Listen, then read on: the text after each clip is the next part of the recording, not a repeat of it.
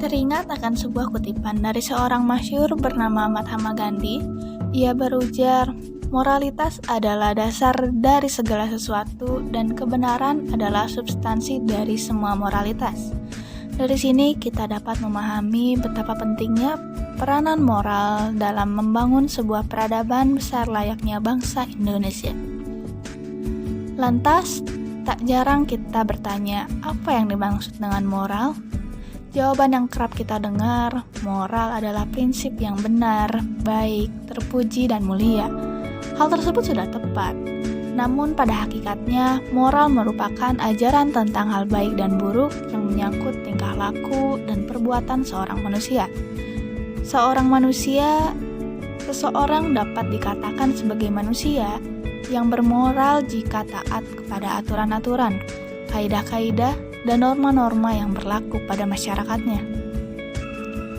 Moral digunakan untuk menentukan sebuah batas-batas dari sifat peran lain, kehendak, pendapat, atau batasan perbuatan yang secara layak dapat dikatakan benar, salah, baik maupun buruk. Lalu, bagaimana dengan mereka yang tidak taat akan aturan, kaidah, serta norma yang telah disepakati bersama dalam masyarakatnya? Jika yang terjadi demikian, maka dapat dianggap sebagai seseorang yang tidak bermoral atau dalam kata lain, sering disebut dengan amoral. Dewasa ini dapat kita lihat dan rasakan bahwa Ibu Pertiwi sedang mengalami tantangan berupa krisis moral dan degradasi mental.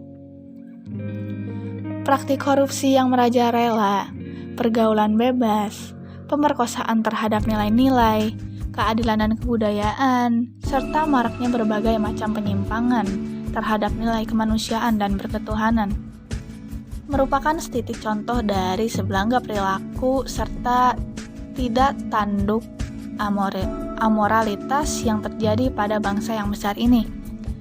Tak dapat dipungkiri bahwasanya hal tersebut yang kemudian hari akan menjadi ancaman bagi keutuhan negara Kesatuan Republik Indonesia. Selain dari krisis moral yang terjadi, Indonesia mengalami degradasi mental, di mana terdapat stigma bahwa bangsa Indonesia dipandang sebagai bangsa penghujat yang tidak pernah menghargai jerih payah orang lain. Pada realitasnya, hal ini dapat kita lihat di kehidupan sehari-hari. Ketika ada seseorang yang memposting foto di media sosial, akan kita dapati ada pihak-pihak yang seolah tidak senang dengan apa yang orang tersebut perbuat. Hujatan, makian, cibiran, hinaan kerap kali turut menghiasi kolom komentar dari sebuah postingan yang diunggah seseorang. Jika dibiarkan, keadaan miris ini tersebut bukan tidak mungkin akan menimbulkan disintegrasi yang berujung pada konflik atau perpecahan. Lalu sebenarnya apa yang kita butuhkan sekarang? Tidak lain dan tidak bukan, bangsa ini memerlukan sebuah kompas moral dalam upaya memperbaharui kondisi moralitas dan mentalitas setiap warga negaranya. Kompas moral yang kuat bukan begitu saja ada di dalam seseorang, melainkan hadir dari proses pembelajaran dan kehidupan. Mereka yang memiliki moral kompas kuat adalah orang yang mendapatkan banyak pembelajaran dari pengalaman hidupnya, juga dari orang lain. Ibarat sebuah penyakit yang membutuhkan obat maupun vaksin dalam proses penyembuhannya, tentu diperlukan sesuatu dalam upaya memperbaiki keadaan moral suatu bangsa dan membentuk sikap mental yang baik. Di sini pendidikan kewarganegaraan memiliki peran sebagai kompas moral yang mampu untuk membentuk sikap mental yang baik pada mahasiswa. Karena melalui pendidikan kewarganegaraan dapat membentuk kesadaran diri dalam setiap individu untuk melaksanakan hak dan kewajiban terhadap bangsa dan negaranya.